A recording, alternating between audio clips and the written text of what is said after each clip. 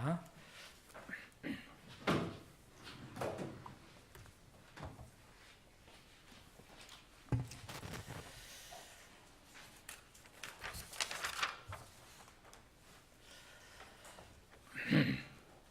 오늘은 에스겔서 13장입니다. 에스겔 13장. 여러분, 오늘 13장을 공부하기 전에 에스겔서가 어떻습니까? 좀 어렵습니까? 재미는 없을 것이고. 그 사역자는 상인 재밌어야지. 사역자가 될 사람들은 재밌어야지. 이게 지루하고 보링하다면 그거는 자기가 없는 거죠. 네. 좀 어려울 것 같지만 이렇게 그렇게 어려운 건 아닌 것 같아요. 근데 에스겔은 이제 처음에 말씀드렸지만 바빌론에 포로 잡혀간 사람들에게 에스겔이 그 이스라엘의 운명에 대해서 이렇게 대언을 한 겁니다. 엄청나게 긴 그 성경이지만 그런 주제는 이게 단순합니다. 근데 이 성경을 우리가 이제 공부하고 읽을 때마다 느끼는 게 뭐냐면, 아니, 하나님께서 얼마나 권면을 많이 하시고, 때는 충고도 하시고, 또 책망도 하시고 하는데, 이렇게 반복적으로 지금 말하면 엄청나게 두껍게 이렇게 말씀을 쓰실 수밖에 없다는 것을 보면, 이제 우리를 바라보게 됩니다. 우리를. 그래서 이스라엘 백성이나 우리나 사실 성경은 똑같잖아요. 본성은. 그래서 이 책은 우리에게 주신 거다. 우리 육신의 본성에게 주신 거다. 이스라엘하고 우리를 분리시키지 말고, 역사적으로는 한번 그렇게 일어난 것이지만, 그리고 앞으로 일어날 것이지만, 이것은 우리에게 주시는 말씀이다. 그러면 오늘 이제 에스겔서 13장은 제가 제목을 이렇게 대략 정해봤습니다.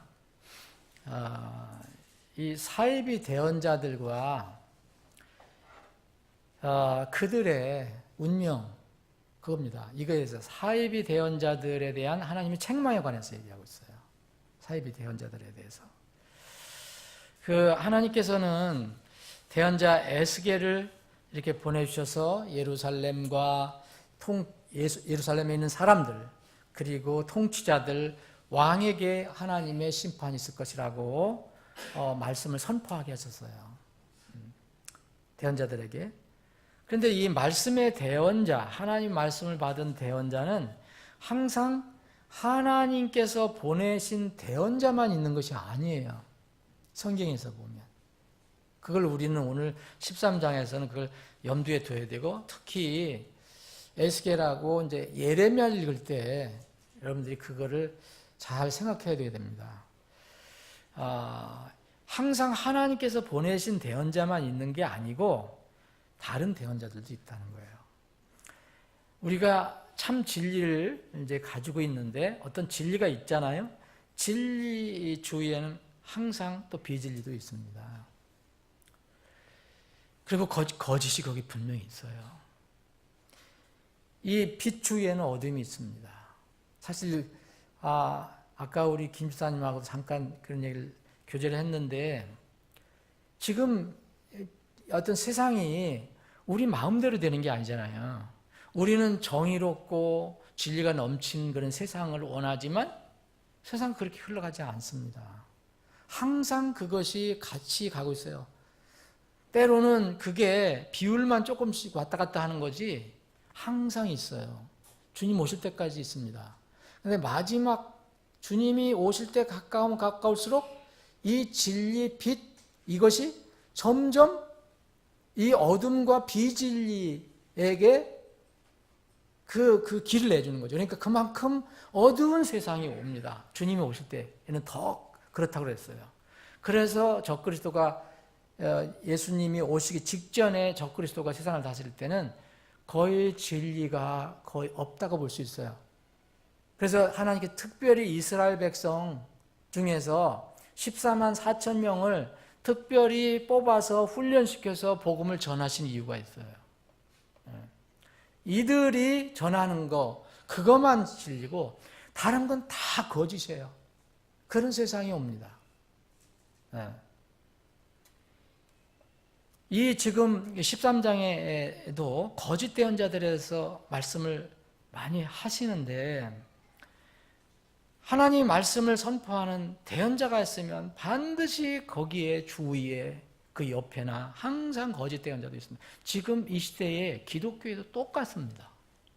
다른 종교는 우리가 얘기할 필요가 없잖아요. 다른 종교는 하나님을 믿지도 않고 진리도 아니고 생명의 진리가 아니기 때문에.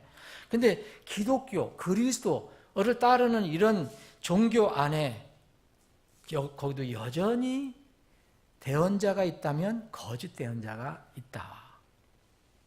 그래서 이 13장은 아마도 12장에서 이게 12장 24절에서 헛된 환상 듯이 아첨하는 점술에 대해서 제가 좀 자세히 말씀드렸잖아요. 그거를 행하는 사람들에 대해서 더 구체적으로 하나님께서 말씀하시는 거라고 생각하시면 돼요. 그러면 이렇게 복잡한 것 같지만 그렇게 복잡하지 않습니다. 그러니까 이제 후반부에는 또 이제 여자 대언자가, 가짜 여자 대언자가 나와요.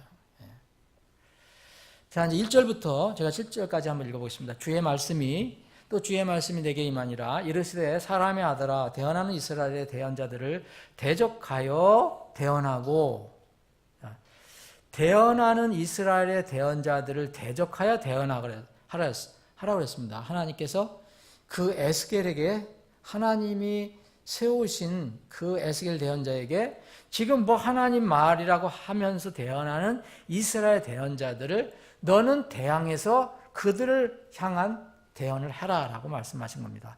그런데 이들이 뭐냐면 자기 마음에서 나오는 대로 대언하는 자들이라 이렇게 하나님 말씀하세요.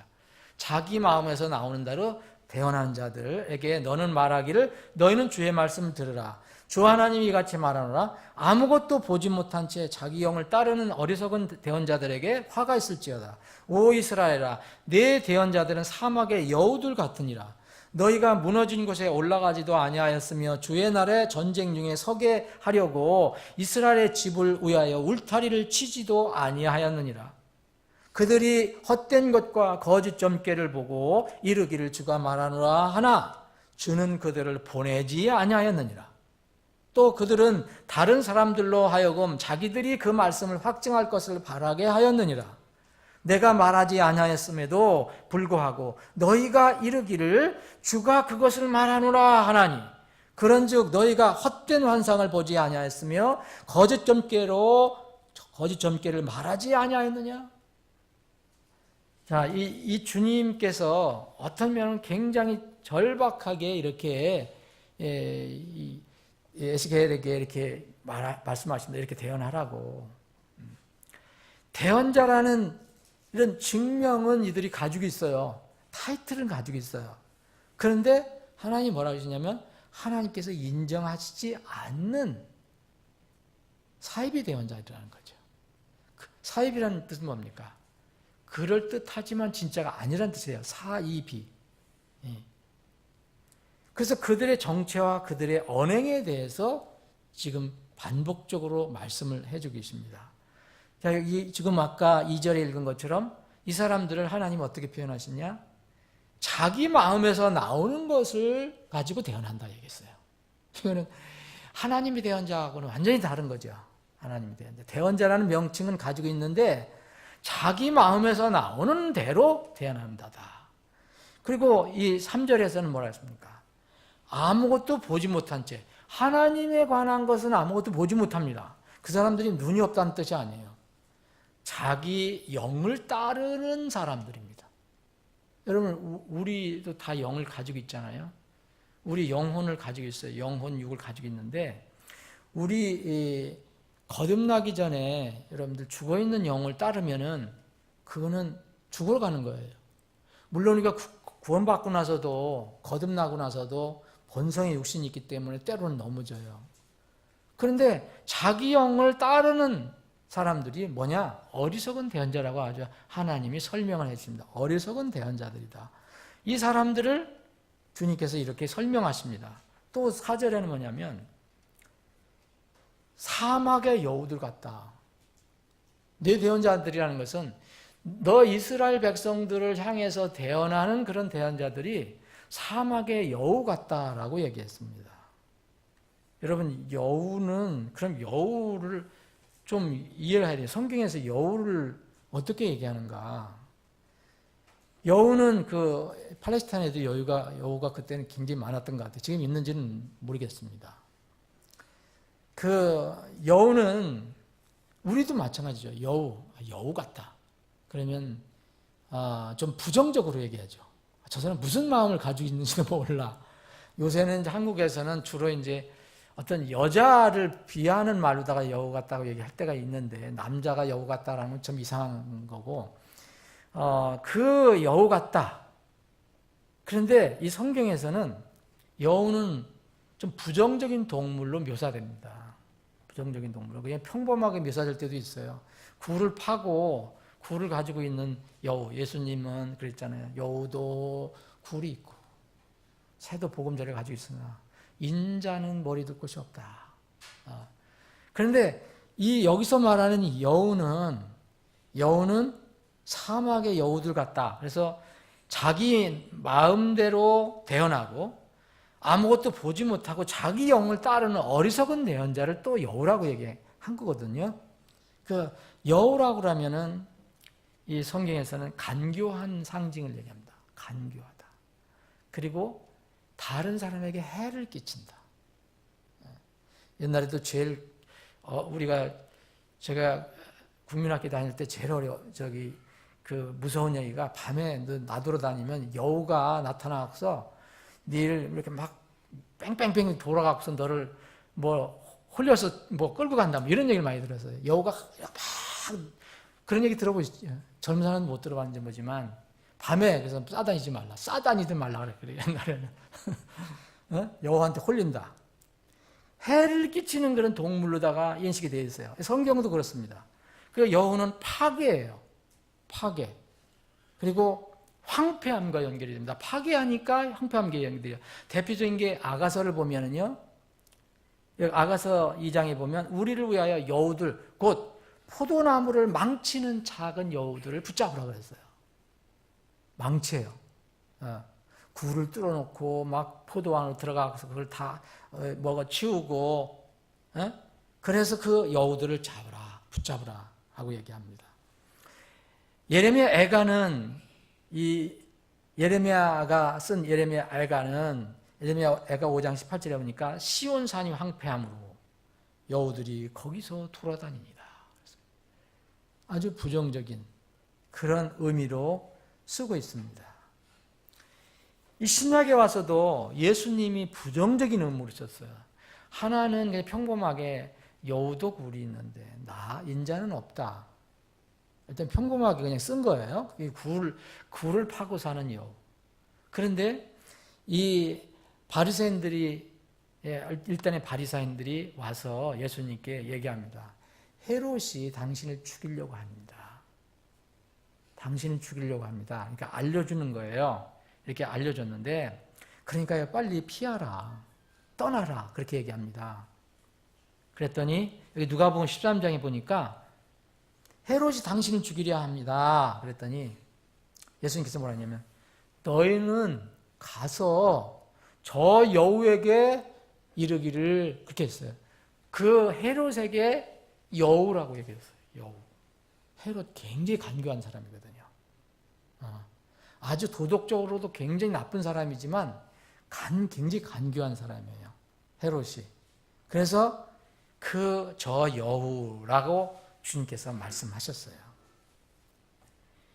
그리고 여우가 또 어떤 의미로 쓰이드느냐 하면은, 이 구약에서는 이게 아주 아까 말씀드린 대로 파괴하는 의미로, 사실 그 여우가요 굉장히 가볍지 않아요? 다른 동물에 비하면. 그렇죠? 그런데 여기 느헤미야 4장 3절에 보면, 이제 한참 그 이스라엘의 그 성전을 수축하려고 막 애를 쓰는데 항상 적이 나타나잖아요. 그럴 때 보면 하나님 일을 하려고 하면 적이 나타나서 암몬 족속 도비아가 이렇게 얘기를 하는 겁니다. 먼저는 산발랏이 나타나서 산발랏이 막 조롱을 해요. 막 조롱을 하는데 또 도비아가 나타나서 이렇게 얘기합니다. 느헤미야 4장 3절에 보면 여호가 올라가서 그들이 건축하는 그것 즉 그들의 돌 성벽을 무너뜨리리라 그랬어요. 그 여호가 올라가서 뭐 아무리 쿵쿵지가 한다고 그 돌 성벽이 무너지겠어요? 무슨 뜻이냐면 여호는 파괴하고 무너뜨리고 간교한 부정적인 동물로 해서 그 여호가 무너뜨릴 것이다 라고 이야기한 것입니다. 그래서 예수님은 이 여호와 같은 또 다른 동물로 늑대를 얘기하신 거예요. 일이. 그래서 마태복음 7장에 보면 거짓 대언자들도 조심해라 그랬어요. 너희들 거짓 대언자를 조심해라. 그들이 양의 옷을 입고 너에게 나오나 속으로는 약탈하는 늑대니라. 일인이라 그랬어요. 그런 의미로 파괴할 때는 그런 의미로 쓰여진 것입니다.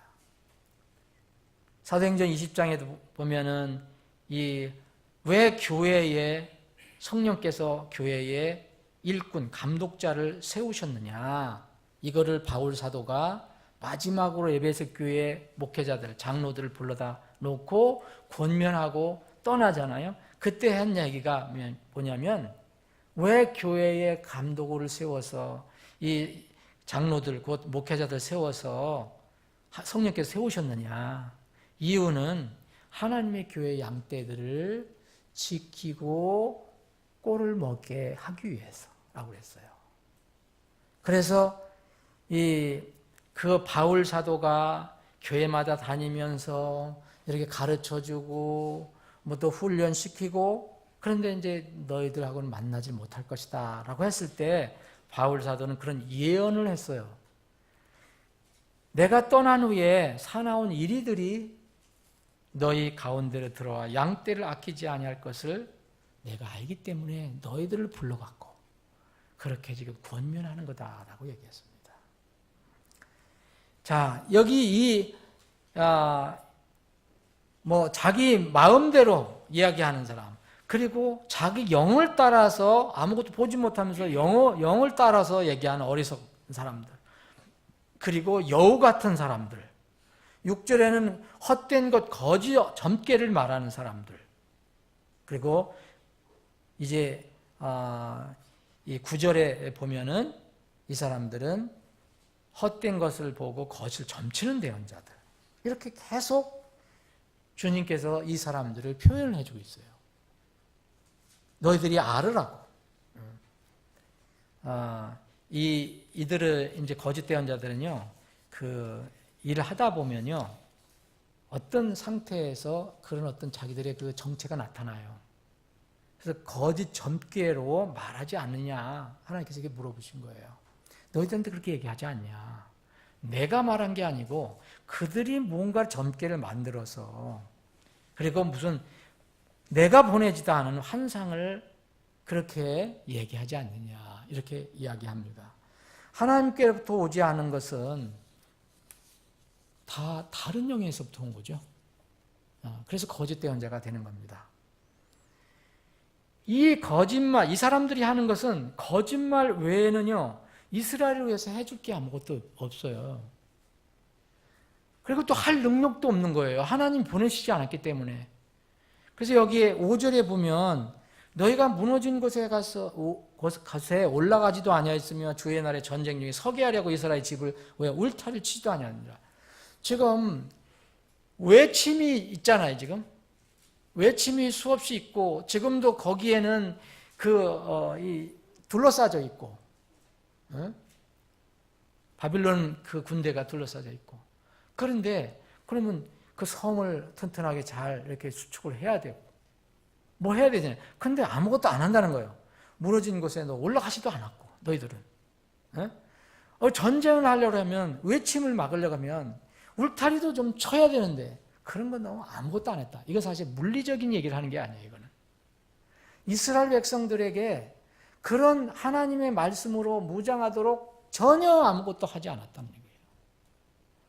여러분, 하나님의 부르심을 안 받고 자기가 스스로 하는 사람들은 어쩔 수 없이 그렇게 할 수밖에 없어요. 아무것도 보지 못하니까요. 누구나 다 얘기할 수 있는 것은 얘기합니다.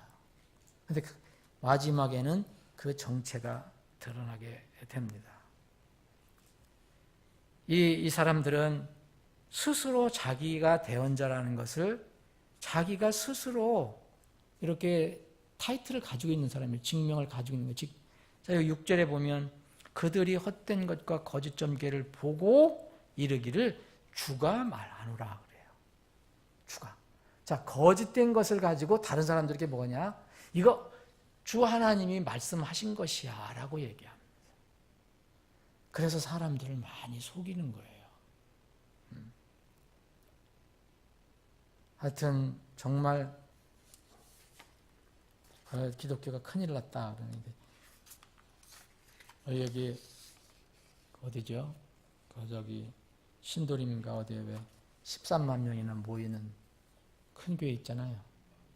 만민중앙교회. 그 교회 그 목회자가 아시죠? 누군지 다.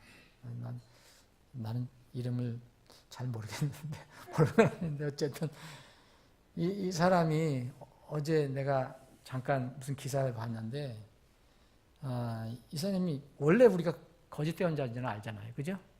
거짓 대언자인 걸 그거 보고 모릅니까?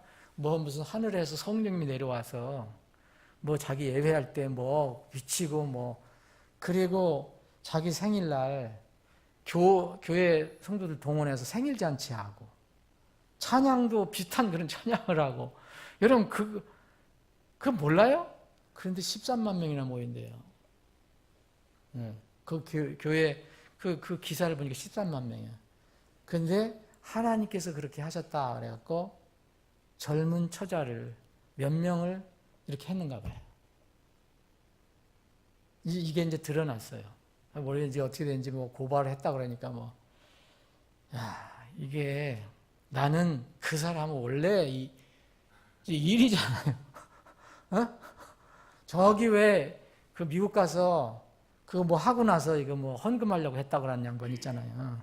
어? 왜 가서 노름했냐, 빠찡코 했냐 그랬더니 교회에다가 헌금을 하려고 했다고. 그랬다. 근데 그거 모릅니까? 알잖아요.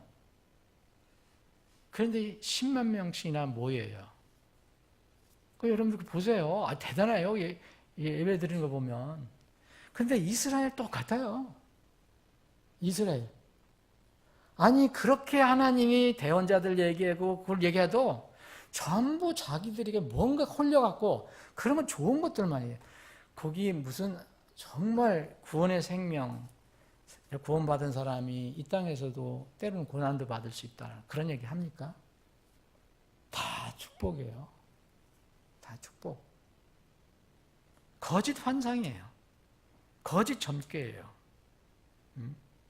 이게 바로 하나님께서 보내지 않은 사람들이 궁극적으로 하는 겁니다. 거짓 대언자들은 그걸로 나타나는 거예요. 그러면 자기가 말한 것이 나중에 이루어지질 않아요. 지금은 잘 몰라요. 그럼 때가 되면 다 드러나요. 거짓말이라는 게. 거짓말이라는 거. 그러면 그건 거짓 대언자예요. 근데 우리는 그때까지 가면 안 돼요. 성경이 있으니까 우리는 얼마든지 그런 사람을 파악할 수가 있어요. 우리가 성경에 눈을 안 두니까 그래요. 자꾸 다른 거에다 눈을 두니까 그래요. 기독교라는 아무리 이름을 가지고 있어도요. 성경 말씀에 우리가 눈을 고정시키지 않으면 그렇게 얼마든지 될 수가 있어요. 그 사람들 얘기하는 거 다 하나님이 대단하게 찬양하는 거 보면 이게 바로 거짓된 자입니다. 이걸 주가 그것을 말하노라 그렇게 얘기한 거예요. 6절에도 주가 그것을 말하노라? 그런데 7절에 보면 내가 말하지 않았다. 하나님 얘기하시는 거예요. 내가 그들을 세우지도 않았고 보내지도 않았고 내가 말하지도 않았는데 그럼 뭐라요? 너희가 이르기를 주가 그것을 말하노라. 이건 헛된 환상, 거짓 점괘를 말하는 거라는 거예요. 일부러 그런 사람들도 있고 거짓정에 속아서 그렇게 하는 사람들도 있을 것입니다. 자, 8절 9절입니다. 그러므로 주 하나님이 이같이 말하노라. 너희가 헛된 것을 말하고 거짓을 보았은즉 보라 내가 너희를 대적하노라. 주 하나님 말하노라. 이제 하나님이 그들의 정체를 얘기하고, 이거 에스겔한테 이렇게 가서 얘기하라고 말씀하신 거예요. 이스라엘 백성 안에 가서 이스라엘 백성 안에 있는 대언자들에게 그렇게 얘기하라고 말씀하신 거예요. 내가 너희를 대적하겠다. 이렇게. 여러분, 하나님께서 대적한다 그러면요, 그 얼마나 무서운 겁니까? 그 사람이 누구든지 간에 그 사람은 가장 불행한 사람이에요. 가장 비참한 사람이에요. 하나님이 너를 대적하겠다.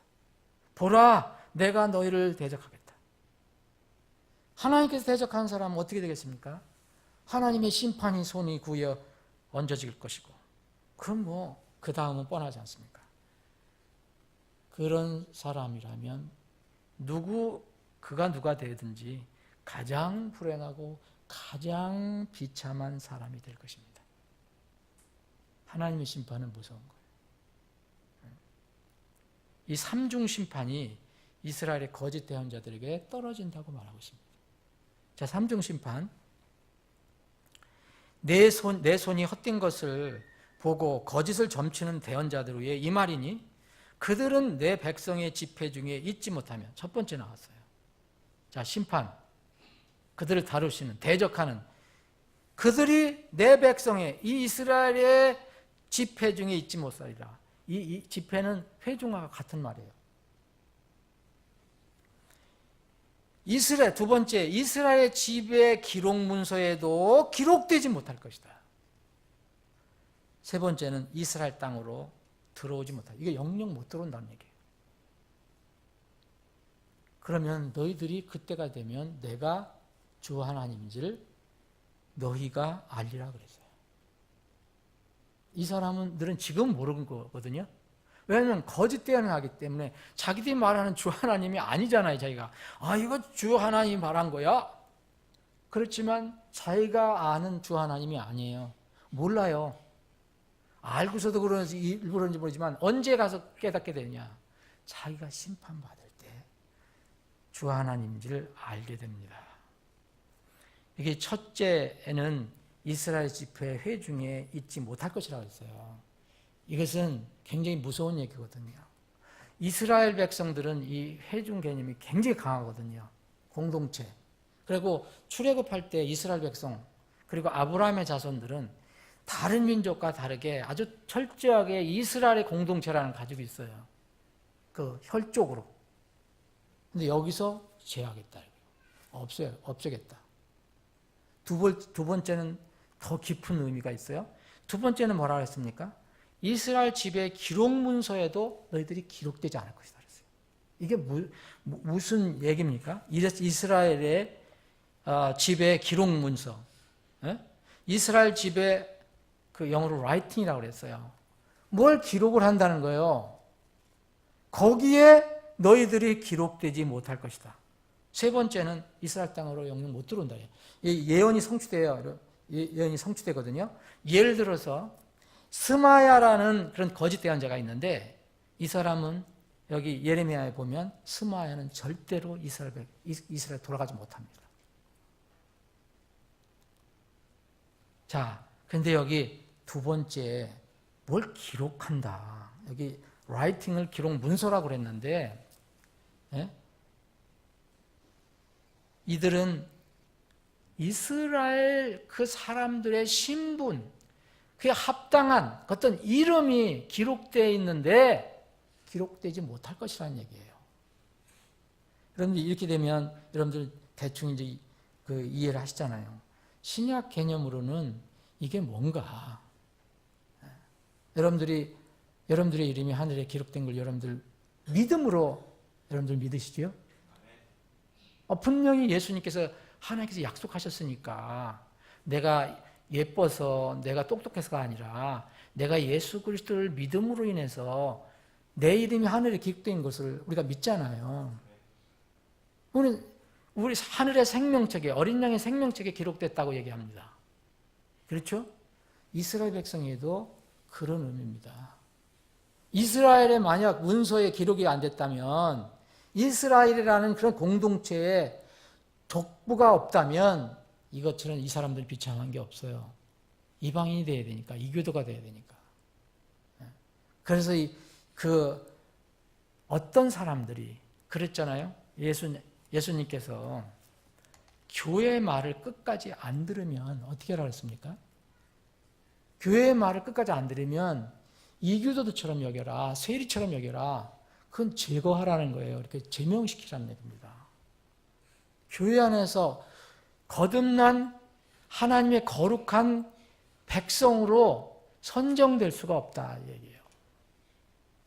그런 의미로다가 지금 쓰고 있습니다. 그러니까 이 세 가지 그 심판이 뭐냐면 이스라엘의 공동체에서 완전히 제거될 것을 말하는 겁니다. 거짓 대언자들, 사이비 대언자들은 이들은 민족적으로 아브라함의 자손인가? 그러니까 혈족으로는 아브라함의 자손이니까 이스라엘은 당연히 포함되잖아요. 낳자마자 그들은 부모가 이스라엘 사람이라면 자기도 이스라엘에 포함돼요. 그런데 자신들의 불신앙과 백성들을 거짓 대언으로 속인 죄로 인해서 그들의 공동체에서 제거가 된다는 거예요. 이스라엘은 나중에 지상왕국의 중심 국가가 됩니다. 여기에 들어가지 못한다는 거죠. 그때도 당연히 이제 죽게 될 것이고 그들의 이름이 생명책에서 찾아볼 수 없다는 겁니다. 엄청나게 무서운 말씀이에요. 그들의 이름은 땅에는 기록이 돼요. 근데 하늘에는 기록되지 못해요. 예레미야 17장 13절 이런 말씀에서 오 주여 이스라엘의 소망이시여 주를 버리는 자들은 다 부끄러움 당하며 나를 떠난 자들은 땅에 기록되리니. 족보만 가지고 있는 거예요. 이는 그들이 생수의 근원이신 주를 버렸기 때문입니다. 이스라엘은 처음부터 많은 민족들 중에서 선택받은 선민이었기 때문에 명부라는 개념이 있었던 거예요. 명부. 실제로 있었는지 우리처럼 무슨 있었는지 모르지만 명부라는 개념이 있어요. 근데 여기 실제로 그런 게 있었잖아요, 여러분. 어느 파에 어느 족속에 누구 파에 누가 있었다 쫙 기록되어 있잖아요, 성경에. 이런 개념으로 처음에 선택받은 민족이었기 때문에 이런 개념이 생긴 겁니다. 여기서 이들이 사라진다는 겁니다. 거짓 대언자, 특별히 거짓 대언자들은 이 개념이 신약에서는 이제 구원받아서 영생을 누릴 사람들의 이름이 기록된 생명책의 개념으로 확대가 된 겁니다. 그래서 누가복음 10장 20절에 보면 너의 이름이 하늘에 기록된 것으로 기뻐하라. 계시록에 보면 계속해서 계시록 20장 15절 그리고 21장 27절에 보면 하늘의 생명책에 기록된 것으로 발견된 자들만 들어가고 발견되지 못한 자들은 다 불호수에 던져지더라. 그런데 여기서 한번 이제 이 말씀을 할 때 좀 생각해 볼 게 있습니다. 우리가 성경 읽어보면은 기록했다가 지운다는 말도 있어요. 그리고 이걸 혼란해하는 사람들이 있어요. 여러분 계시록 3장 한번 보세요. 계시록 3장.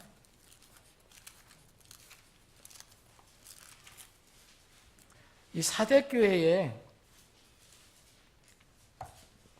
주님께서 이런 말씀하셨어요. 계시록 3장 5절에 보면 이기는 자 곧 그는 흰옷을 입으리니 내가 그의 이름을 생명책에서 지워버리지 아니하고 그의 이름을 내 아버지 앞과 그분의 천사들 앞에서 시인하리라. 지운다고 그랬잖아요. 내가 지우지 않겠다 그랬어요. 거기 갈피를 껴넣어주고 출애굽기 32장 보세요. 이게 처음에 이 출애굽기 32장을 보시면 이 모세가 그래서 이것도 굉장히 많은 사람들이 이제 혼동스럽게 생각하는데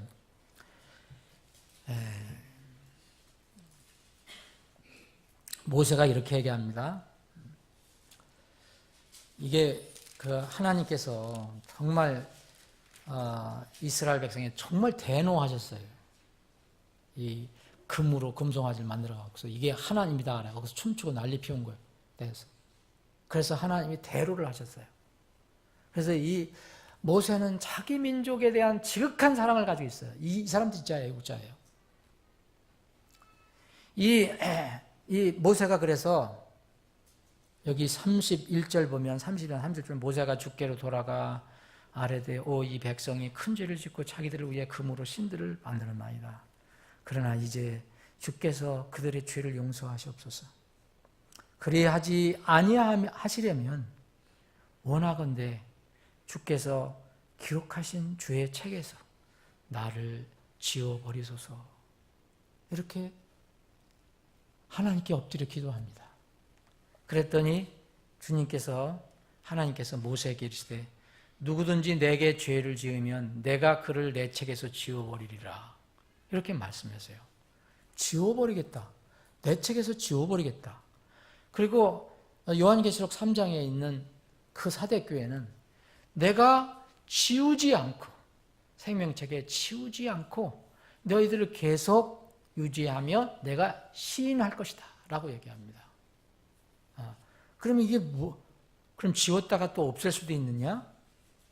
그런 의미가 아닙니다. 그래서 어떤 사람은 이런 걸 가지고 구원을 잃어버릴 수도 있다라고 얘기를 하는 거예요. 여러 가지 중에서 이렇게 한번 받았다가도 잃어버릴 수 있다. 자, 책에 기록하고 지우는 것을 한번 잘 생각해 봐야 됩니다. 이 성경에 이제 우리가 예시를 여러 가지, 이것 말고도 여러 가지가 예시가 있는데, 에스라에도 있고, 이사야도 있고, 다니엘서도 있고, 기록하고, 어떤 기록한다는 거. 대부분의 경우는요, 어떤 사람이 자기 정체성을 표현하는 말로서 어떤 등록부나 생명책에 기록된다고 얘기합니다. 이스라엘 백성은 그게 굉장히 강합니다. 이스라엘에 소속된 진짜 이스라엘이냐 할 때 그 기록을 한다고 얘기하는 거예요. 거기에 기록되어 있느냐, 너 명부에 있느냐 이렇게 얘기하는 겁니다. 근데 지금 본 것처럼 어떤 곳에서는 삭제한다는 표현이 있어요. 삭제한다는 표현. 근데 신약 개념으로도 계시록 3장에는 지우는 것처럼 되어 있는데 그 외에는 다 우리가 하늘 생명책에 기록됐다고 해서 이건 영원하다고 얘기합니다. 한 번 기록되면 영원한 것이라고 얘기합니다. 근데 아까 그 출애굽기 32장에 있는 것처럼 모세도 자기 이름을 지워달라고 얘기합니다.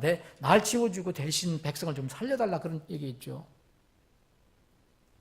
근데 다윗도 그렇게 표현하는 게 있어요. 다윗도 시편 69편 38절에 보면 그들을 산자들의 책에서 지우사 그랬어요. 너무 힘들어서 하나님께 그러면 나를 괴롭히고 힘들게 하는 그 정말 불의한 사람들을 산자들의 책에서 지우사 의로운 자들과 함께 기록하지 마소서 이렇게 했어요. 우리가 사대교회에 관한 얘기도 했고 이러한 표현이 왜 표현이 나왔느냐. 이스라엘 백성들은 태어나자마자 자기 정통 이스라엘 가정에 태어나면 자동으로 소위 얘기하면 등록부가 있다면 등록부에 올라가는 겁니다. 우리가 이제 나면은 여러분들이 자녀를 낳으면 어떻게 제일 먼저 가서 등록을 하잖아요. 호적에다 올리잖아요. 내 아들이다, 내 딸이다. 여러분들 다 그렇게 호적에 올라가 있는 거잖아요. 지금 누구누구의 아들이다. 제일 처음에 등록될 때 다 그렇게 하죠. 이게 어떤 인간사회에서든지 아마 대부분 다 있는 것 같아요. 그런데 우리는 이게 죽으면요. 사람들이 죽으면 어떻게 합니까? 여러분 호적 한번 떼어보셨어요? 어떻게 됐습니까? 죽은 사람은 가을표를 지워요. 크게. 저도 우리 아버지 거 떼어보면 거기 지워 있어요. 그건 살아있을 때 기록되어 있는데 죽었다 이거예요. 이런 개념을 주님께서는 성경에 의미로 도입하신 거예요. 그 이스라엘 백성 중에서 기록된 자들이 제거될 수도 있다. 그런데 생명책에 하늘의 생명책이 기록된 것은 절대 지워질 수가 없어요. 하나님께서 그렇게 얘기하세요. 그러면 계시록 3장에 나와 있는 것은 뭘 얘기하느냐? 그리고 출애굽기 32장에 얘기한 것은 뭘 얘기하느냐? 결과는 마찬가지예요. 여러분, 결과는 그 신약 개념에는 지운다라는 것이 지울 가능성이 없습니다. 그러면 3장의 사대교회는 것은 내가 지우지 않겠다. 너희들은 안전하다는 것을 강조한 거죠. 절대 지우지 않겠다. 그런 말씀이에요. 그런데 이스라엘 백성은 민족적으로 가위표가 그어진 사람들도 있었어요. 그 공동체에서는 들어가지 못한 사람도 있어요. 그러면 여기에 오늘 우리가 살펴본 이 대언자들은 이스라엘 백성 안에서도 완전히 없어지지만 이건 뭘 얘기합니까? 나중에 영원한 생명체에서도 제거되는 사람들이에요. 그래서 이런 말씀을 썼습니다. 다른 말로 해보면요. 여러분 쉽게 이해하면 이것입니다. 예수님이 이걸 가르쳐 주셨는데 부르심과 선택의 문제예요. 부르심의 선택 문제. 자, 부른다는 의미에서는 세상 모든 사람들이 부름을 받았어요. 예수님이 여러분 특정한 사람들, 칼빈주의 이처럼 특정한 사람들을 위해서 죽으셨다고 믿으십니까? 그러면 예수님이 세상을 위해서 돌아가신 게 아니에요. 그죠? 세상 안에 있는 특정한 옛날부터 예정된 사람을 위해서 죽으신 거예요. 근데 하나님이 세상을 이처럼 사랑하사 자신의 독생자를 주셨으니 그래요. 그럼 예수님이 다 그 세상을 위해서 죽으셨잖아요. 누구든지 부르심을 받았어요. 누구든지 초대를 받았어요. 그래서 구원의 이 부르심의 범위는 엄청나게 넓어요. 끝이 없어요. 네. 하나님 편에서 보면은 예수님이 다 그분 사람들을 위해서 죽었으니까 그 사람들이 구원에 이를 수 있는 이름에는 들어간 거죠. 그런데 하나님께서 이런 말씀하셨거든요. 선정되는 자는 작다 그랬어요. 자, 이 두 가지 말씀을 주님께서 하셨는데 여러분들 마태복 20장에 보면 데나리온 비유가 나와요. 데나리온 비유. 종들에게 데나리온을 나눠줘요. 한 데나리온씩. 아니, 그건 나눠준 게 아니에요. 그 주인이 그 일꾼을 모집해요. 그런데 이 일꾼들에게 약속하는 게 뭐냐? 나는 너희들 한 데나리온을 주겠다. 하루 일하면. 그랬죠?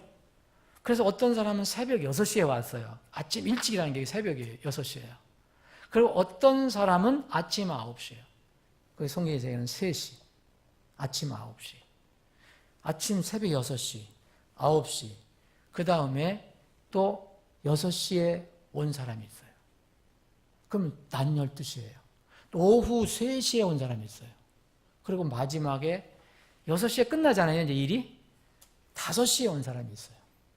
거의 다 끝났어요. 다 다른 사람들이 투둑 치고 뭐 정리하고 가려고 하는데 그때서야 온 사람이 있어요. 근데 주인이 들여보내주는 거예요. 거기를 들여보내줘요. 일 다 끝났는데 다 정리하고 가야 되는데 그 사람은 일하라고 들어온 거예요. 주인이 보내줬다는 거예요. 무슨 약속? 한 데나리온 주기로 약속하고 들어왔다는 거예요. 그랬더니 제일 먼저 새벽에 온 사람이 나중에 다 정리하는데 그 주인에게 항의하잖아요. 불공평하다. 어찌 나하고 똑같이, 아니 지금 거의 다 끝날 때 5시에 온 사람도 1데나리온, 나도 1데나리온, 공평하지 않잖냐. 그때 주님께서 하신 말씀이 있어요. 내 거 받은 거 내 거나 가지고 가라. 이와 같이 마지막인 자가 처음이 되고 처음인 자가 마지막이 되리니 부름받은 자가 많으나 부름받은 자는 많으나 선정된 자는 적으니라. 그게 무슨 말씀인지 아십니까? 마지막 사람은요, 믿음으로 온 거예요. 주인이 1데나리온을 주겠다. 누구에게나 주는 거. 지금 가면 거의 안 될 건데? 안 될 건데? 다른 사람들은 일찍 가서 일을 하는데 내가 과연 될까? 나 같은 사람이 그 쓰임을 받을까? 5시에 갔잖아요. 그래도 한번 가보자. 그래도 문을 두드렸더니 주인이 그래? 너 일꾼 쓰고 싶어? 그래 들어가. 내가 1데나리온 줄게. 그거 가서 한 거예요. 거의 끝날 무렵에 막작 탄 거예요. 구원의 막자를 탄 거예요. 그런데 이 처음에 온 사람은 뭐랬어요? 불평을 했어요. 하나님을 오해를 해서. 그 주인을 오해한 거예요. 그래서 그 주님께서 이렇게 말씀하신 거예요. 야, 마지막인 자가 처음이 되고 처음인 자가 마지막 돼. 부름받은 자는 많으나 선정된 자는 적다. 그러니까 부름받은 것은 많은데 믿음으로 그것을 적용한 사람은요, 이 앞에 있는 사람은 열심히 했지만 주인을 못 믿는 사람이에요. 믿음이 없어요. 마지막 사람은 참 부족한 사람이었지만 그 주인은 확실하게 믿은 사람이에요. 자, 마태복음 그 22장에 보면 유명한 결혼식 예복을 입지 않은 사람 얘기 다 아시잖아요, 여러분. 결혼식 예복을 입지 않은 사람이 하나 있어요. 다 불러 모았어요. 다 불러 모아서 다 들어와라. 근데 어떤 사람이 들어와 있어요. 근데 왕이 들어왔고, 저 사람 뭐야? 저 사람은 왜 옷을 안 입고 있어?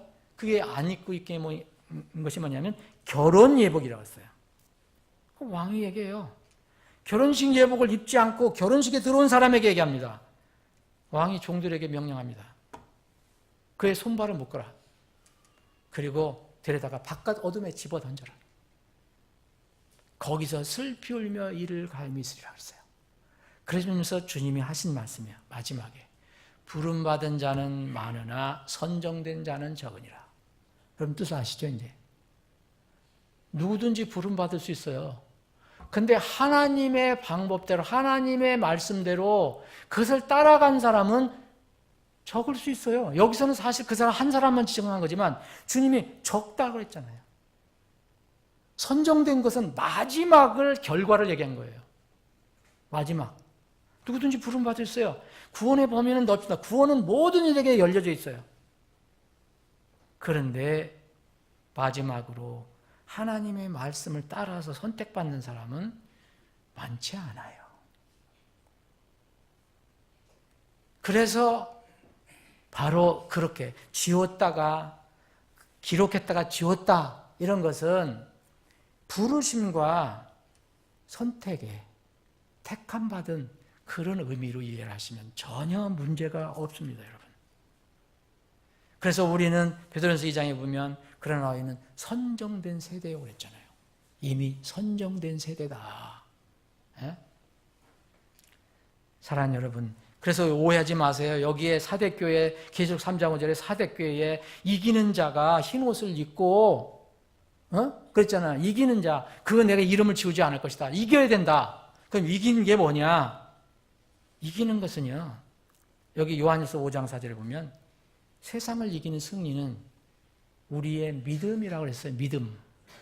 그 믿음이 진실한 믿음이냐 아니냐, 그걸로 다 판가름이 나는 겁니다. 말씀 정리합니다, 여러분. 오늘 여기 우선 여기 9절까지 보는데, 오늘 여기서 이 부분에서 거짓된 자들에게 하나님께서 이런 심판을 주시겠다. 이스라엘 지배 기록 문서에도 기록되지 못하게 한다. 정말 무서운 얘기입니다. 이 사람들은 이스라엘에 소속된 사람이었어요. 하나님의 말씀을 대언한다고 하는 직명까지 가지고 있었던 사람이에요. 그런데 하나님의 생명책에는 배제됩니다. 왜 그렇습니까? 하나님 말씀을 믿지 않았기 때문입니다.